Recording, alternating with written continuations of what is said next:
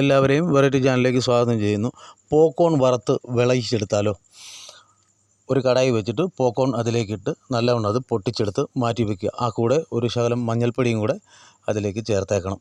അതിനുശേഷം വീണ്ടും കടായി വെച്ചിട്ട് അതിലേക്ക് ശകലം വെളിച്ചെണ്ണ ഒഴിച്ചിട്ട് ചെറിപ്പഴം, കപ്പലണ്ടി, മുന്തിരിങ്ങ കൂടെ ചേർത്തിട്ട് അത് വറക്കുക.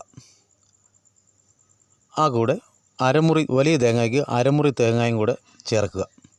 തേങ്ങ നിങ്ങളുടെ ആവശ്യാനുസരണം എങ്ങനെ വേണമെങ്കിലും ചേർക്കാം. ആ കൂടെ ചെറിയ കഷ്ണം ശർക്കരയും കൂടെ ചേർത്തിട്ട് നല്ലവണ്ണം ഇളക്കി യോജിപ്പിച്ചിട്ട് നമ്മൾ നേരത്തെ പൊട്ടിച്ച് വെച്ചിരുന്ന പോപ്കോൺ അതിലേക്ക് ചേർക്കുക.